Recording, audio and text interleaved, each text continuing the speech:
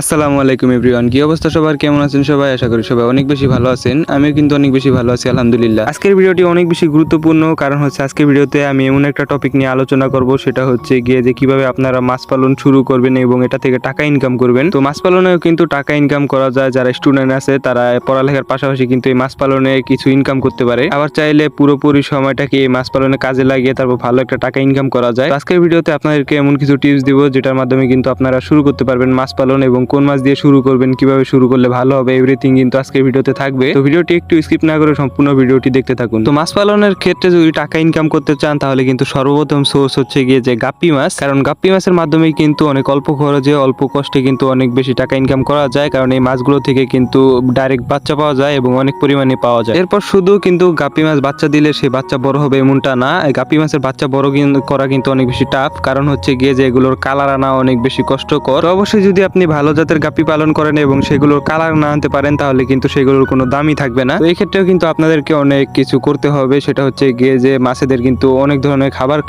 খাওয়াতে হবে, কারণ যেহেতু আপনি মাছ পালনে টাকা ইনকাম করতে চান তো মাছগুলো কিন্তু বিক্রি করতে হবে।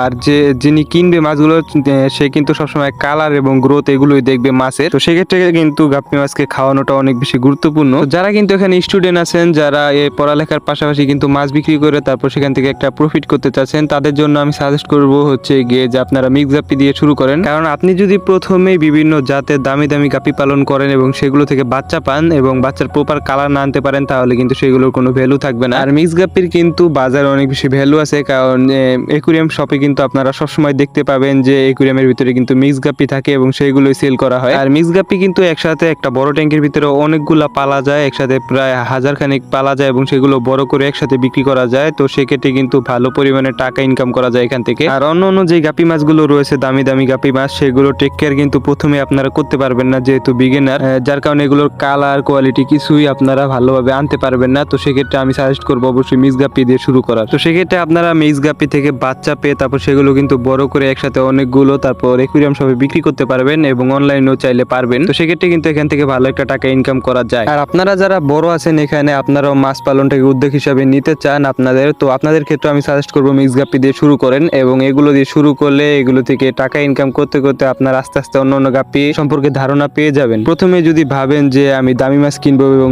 সেগুলো থেকে বাচ্চা পাবো, সেই বাচ্চাও কিন্তু বড় হলে সেম হবে, ব্যাপারটা তেমন না।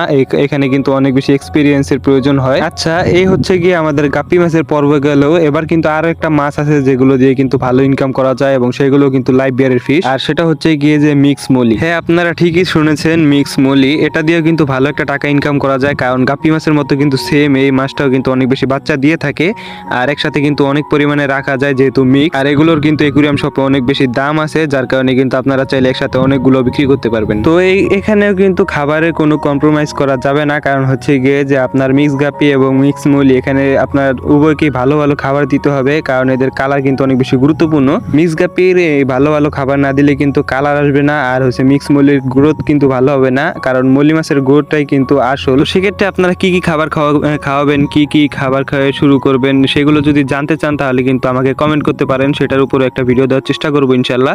কারণ এই ভিডিওর ভিতরে কিন্তু এত কিছু বললে অনেক বেশি বড় হয়ে যাবে ভিডিও। আর যদি আপনারা ওইভাবে না চান তাহলে কিন্তু ইউটিউবে সার্চ করতে পারেন, সেখানে অনেক বেশি ভিডিও পেয়ে যাবেন কিভাবে কি খাবার খাওয়ালে ভালো হয় মাছেদের। তো এই তো এখানে আর একটা গুরুত্বপূর্ণ বিষয় আছে, যেটা হচ্ছে গিয়ে যে ট্যাঙ্ক। আপনারা কিন্তু বেশি ছোট আকারের ট্যাঙ্কের ভিতরে মাছ পালন করবেন না, এতে করে কিন্তু মাছ বড় হবে না। আমার ভিডিওতে সবসময় আপনারা যেরকম সাইজের ট্যাঙ্ক দেখে থাকেন, বড় বড় কয়েকটা ট্যাঙ্ক, ওইরকম ট্যাঙ্কে আপনারা মাছ পালার চেষ্টা করবেন, এতে করে মাছ অনেক বেশি তাড়াতাড়ি বড় হবে। তো আজকের ভিডিওটা এই পর্যন্তই।